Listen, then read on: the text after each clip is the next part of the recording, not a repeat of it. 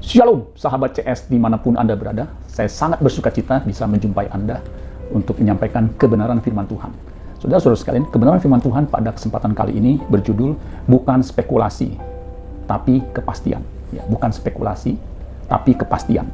Baru-baru ini saudara kita dikejutkan oleh pernyataan seorang pesohor, ya kalau boleh dibilang artis ya, yang juga seorang host, yang mengatakan begini, tidak ada kepastian dalam agama Kristen. Ya, masuk surga itu 50-50. Ya. Jadi kemungkinannya 50%, begitu saudara sekalian. Nah pertanyaannya, apakah pernyataan ini benar? Ya. Sebelum saya melanjutkan, bagi saudara yang baru pertama kali melihat atau mengunjungi channel saya, saudara nggak usah ragu-ragu, langsung saja subscribe. Ya. Kemudian jangan lupa tekan tombol lonceng notifikasinya. Ya. Kemudian kalau saudara diberkati, saudara bisa bagikan ya, kepada yang lain. Ya. Like, komen, kemudian bagikan kepada yang lain, supaya yang lain pun diberkati Tuhan. Itulah pelayanan Finger Ministry. Ya. Dan saya percaya dengan era modern ini, firman Tuhan bisa disebarluaskan melalui berbagai media, termasuk media YouTube yang saudara saat ini saksikan. Bukan spekulasi, tapi kepastian. Ibrani pasal 12 ayat 1 dan 2. Ini ayat yang sering juga saya sampaikan. Ya, dikatakan begini, karena kita mempunyai banyak saksi, bagaikan awan yang mengelilingi kita, marilah kita menanggalkan semua beban dan dosa yang begitu merintangi kita, dan berlomba dengan tekun dalam perlombaan yang diwajibkan bagi kita. Jadi ada perlombaan yang diwajibkan bagi kita, orang percaya, orang Kristen. Perlombaan iman, ya saudara. Yang lain itu bukanlah perlombaan yang wajib. Ya, tidak harus kita ikuti. Tetapi perlombaan iman itu wajib kita ikuti sebagai orang percaya. Ya. Nah untuk bisa memasuki atau memenangkan perlombaan iman ini, yang wajib ini, kita harus menanggalkan beban. Beban itu keterikatan kita dengan dunia ini, dengan harta benda. Ya. Itu harus kita tanggalkan, lepaskan. Demikian juga dengan dosa. Ya, kalau hukuman dosa sudah ditanggung oleh Yesus di kayu salib. Tetapi kodrat dosa itu yang kita harus terus-menerus menanggalkannya. Karena ketika kita percaya kodrat dosa itu, ya, kecenderungan kita berbuat dosa itu masih ada dalam diri kita. Dan itu adalah tugas kita untuk menanggalkannya sampai kita bukan saja tidak berbuat dosa, tetapi tidak bisa berbuat dosa lagi. Karena kodrat kita diubahkan. Dan itu adalah bagian dari perlombaan iman.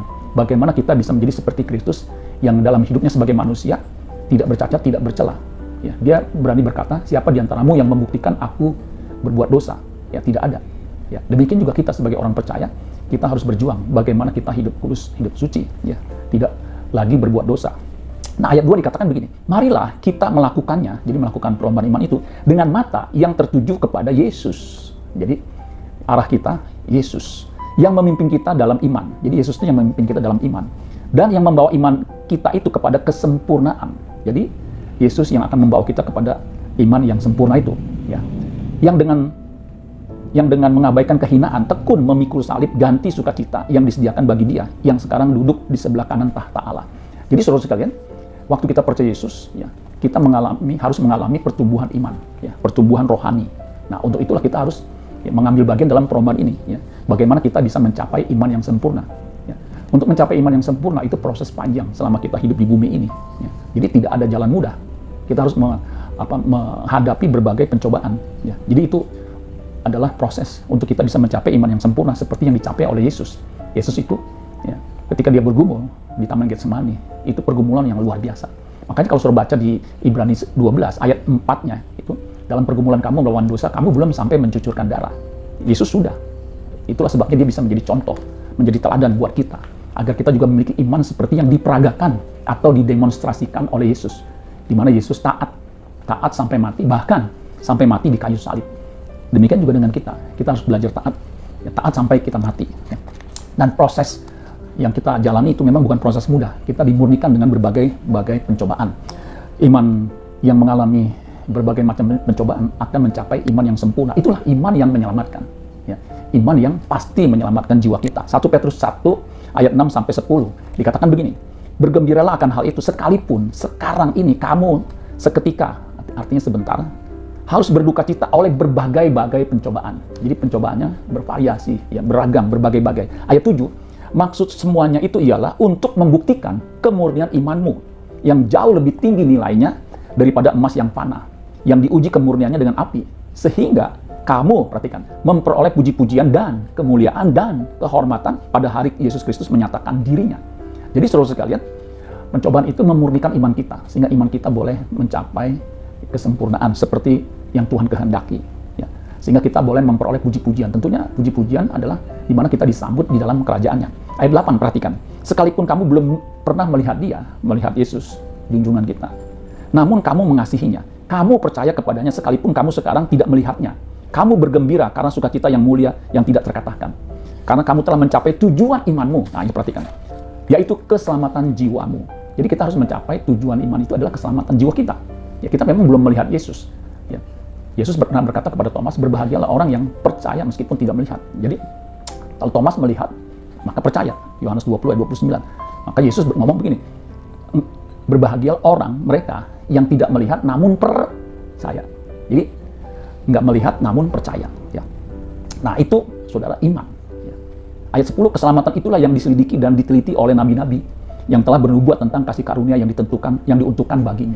Jadi keselamatan itu memang yang diharapkan diteliti oleh nabi-nabi zaman perjanjian lama.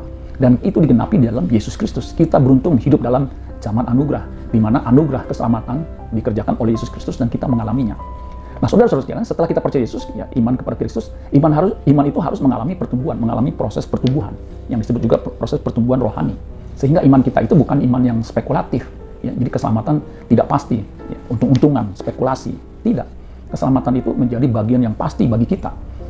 Kalau kita memasuki atau mengikuti perlombaan iman, yaitu mencapai iman yang sempurna, iman yang menyelamatkan itu. Jadi sorga itu menjadi sebuah kepastian, bukan spekulasi. Nah, untuk itu kita harus meneladani Kristus, yang imannya sudah mencapai kesempurnaan.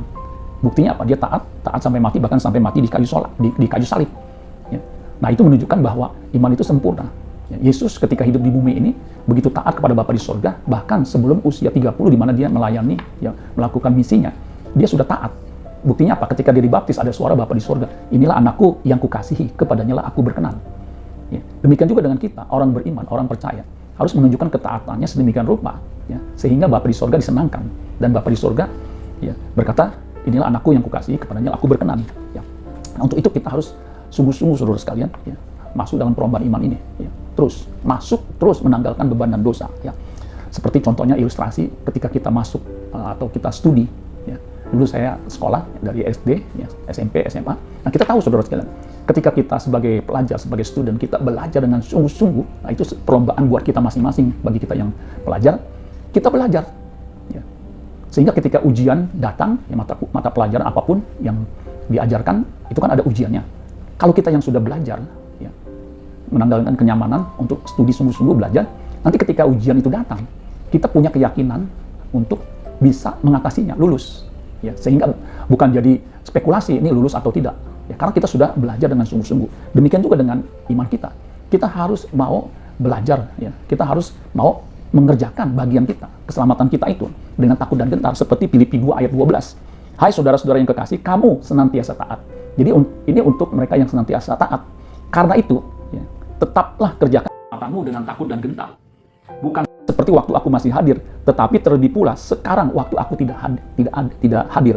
Jadi artinya mengerjakan keselamatan jangan tergantung sama orang lain. Ya, dalam hal ini jemaat Filipi, ya, meskipun Rasul Paulus tidak hadir atau tidak ada di jemaat Filipi, mereka harus terus-menerus mengerjakan keselamatan sebagai orang yang selalu taat. Ya. Kita pun begitu, kita harus konsisten mengerjakan keselamatan dengan takut dan gentar, artinya serius. Ya. Terjemahan versi mudah dibaca mengatakan begini untuk Filipi 2 ayat 12. Jadilah umat yang dikehendaki Allah. Apa yang umat yang dikehendaki Allah itu bagaimana? Dikatakan gini, teman-teman yang kekasih, kamu selalu taat. Tadi senantiasa taat itu sama saja. Karena itu, ini yang selalu taat, tetaplah pelihara keselamatanmu dengan takut dan hormat kepada Allah. Jadi memelihara keselamatan itu dengan apa? Dengan takut dan hormat kepada Allah. Makanya saudara, kita nggak boleh takut dengan apapun. Dengan sakit penyakit, dengan kemiskinan, dengan siapapun yang mengancam jiwa kita. Kita harus takut kepada Allah. Yang bukan saja membunuh tubuh, tapi membunuh jiwa, melemparkan tubuh kita ke dalam neraka. Itu yang kita harus takut, yaitu Allah Bapa. Kalau kita hidup takut akan Allah, kita akan menjauhi kejahatan. Kita tidak akan berbuat dosa. Ya. Kenapa? Dosa itu memisahkan manusia dengan Allah. Ya. Jangan lakukan itu hanya bila aku ada bersama kamu. Melainkan terutama sekarang ini, waktu aku tidak bersama kamu. Dan lakukanlah itu dengan hormat dan takut akan Allah. Nah, ini terjemahan versi mudah dibaca. Jadi saudara sekalian, kita harus mengerjakan keselamatan, memelihara keselamatan, itu sedemikian rupa, ya, dengan takut dan gentar. Nah, bukti atau petunjuk ciri orang yang mengerjakan keselamatan, hidupnya makin serupa dengan Kristus. Ya, tadi kan Filipi 2 ayat 12. ayat 5-nya itu menjadi target kita. Dikatakan, hendaklah kamu dalam hidupmu bersama menaruh pikiran dan perasaan yang terdapat juga dalam Kristus Yesus. Jadi orang yang mengerjakan keselamatannya dengan serius, dengan takut dan gentar, cirinya adalah hidupnya makin serupa dengan Kristus. Attitude-nya, ya, perilakunya, itu makin serupa dengan Kristus. Nah, untuk bisa memiliki perilaku serupa dengan Kristus, maka yang fokus kita itu harus kepada Kristus. Seperti tadi dikatakan di Ibrani 12, ya. Harus punya fokus seperti fokusnya Kristus. Ya. Jadi bukan yang lain. Orang yang fokus pada prestasi atau pencapaian terhadap hal-hal yang fana, pasti dia akan mengorbankan prestasi kekal yang mestinya diupayakan, diusahakan, dan diperjuangkan. Ya, jadi kita jangan fokus atau mengerjakan yang lain. Ya. Bagaimana Pak? Kita kan sebagai manusia, kita harus bekerja. Itu memang harus kita lakukan karena itu tidak bisa kita hindari untuk mencari nafkah, mencukupi kebutuhan keluarga kita. Tetapi itu bukannya fokus, bukannya perlombaan satu-satunya. Perlombaan kita satu-satunya adalah bagaimana kita menjadi serupa dengan Kristus, yaitu memiliki iman yang sempurna. Itu adalah prestasi kekal, prestasi abadi. Jadi selama kita hidup di bumi ini, kita harus menginvestasikan seluruh hidup kita apa? Untuk mencapai iman yang sempurna. Dan itu harus kita lakukan selama kita hidup di bumi ini. Ya, sebagaimana hamba yang baik. Kalau kita baca, berbahagialah hamba yang didapati tuannya melakukan tugasnya. Tugasnya kita adalah mengerjakan keselamatan. Ketika tuannya itu pulang, ya, kita menjadi hamba yang baik. Ya, seperti Paulus, ya, ketika di ujung akhir hidupnya, dia mengatakan, aku telah mencapai garis akhir dan aku telah memelihara iman. Ya, tersedia bagiku mahkota kebenaran. Nah, mahkota kebenaran itu menjadi kepastian buat siapa? Bagi mereka yang mengerjakan keselamatan. Di Ibrani 6 ayat 11, tetapi kami ingin supaya kamu masing-masing menunjukkan kesungguhan yang sama, konsisten, untuk menjadikan pengharapanmu suatu milik yang pasti sampai pada akhirnya. Jadi kita harus konsisten, serius, sungguh-sungguh. 2 Petrus 1 ayat 10-11 dikatakan, karena itu saudara-saudaraku berusaha sungguh-sungguh supaya panggilan dan pilihanmu makin teguh. Sebab jikalau kamu melakukannya, kamu tidak akan pernah tersandung. Ayat 11, dengan demikian kamu akan dikaruniakan hak penuh untuk memasuki kerajaan kekal, yaitu kerajaan Tuhan dan Juru Selamat kita, Yesus Kristus. Jadi bagi kita yang mengerjakan keselamatan, bagi kita yang sungguh-sungguh memenuhi panggilan kita, pilihan kita, ya, yang pilihan atau panggilan kita itu kan menjadi serupa dengan Kristus, yaitu memiliki kodrat ilahi. Kalau suruh baca 2 Petrus 1 ayat 3 dan 4-nya. Itu keselamatan itu menjadi suatu milik yang pasti. Ya, keselamatan itu menjadi hak penuh buat kita, yaitu masuk kerajaan surga. Jadi saudara-saudara sekalian, mari kita mengerjakan keselamatan kita, mencapai iman kita, ya, supaya iman kita menjadi iman yang sempurna. Nah, ciri orang yang sudah mencapai iman yang sempurna, kematian itu bukan menjadi hal yang menakutkan. Seperti Paulus tadi, ya, dikatakan, aku telah mengakhiri pertandingan yang baik, dan aku telah mencapai garis akhir, itu akhir-akhir hidupnya, dan aku telah memelihara iman. Sekarang, ayat 8, 2 Timotius 4, sekarang telah tersedia bagiku mahkota kebenaran. Ya, itu menjadi sebuah kepastian. Ya, seperti Matius 25 ayat 21 itu hamba yang mengerjakan atau yang mengusahakan talentanya. Talenta itu adalah apa, saudara sekalian? Potensi kita untuk bisa memiliki kodrat ilahi sehingga kita diperkenankan masuk kerajaan surga. Makanya dikatakan begini ayat 21 Matius 25, maka kata tuannya itu kepadanya, baik sekali perbuatanmu itu, hai hambaku yang baik dan setia. Engkau telah setia dalam perkara kecil. Aku, perhatikan, akan memberikan kepadamu tanggung jawab dalam perkara yang besar. Masuklah dan turutlah dalam kebahagiaan Tuhanmu. Jadi kita akan masuk dalam kerajaan surga, itu suatu kepastian. Pasal yang sama, ayat 34, Matius 25, 34, ini bagi mereka yang disebut domba sebelah kanan. Dan raja itu akan berkata kepada mereka yang di sebelah kanannya, mari, hai kamu yang diberkati oleh Bapakku, terimalah kerajaan yang telah disediakan bagimu sejak dunia dijadikan. Ini bagi siapa? Bagi, kalau kita baca di situ konteksnya, bagi mereka yang apa?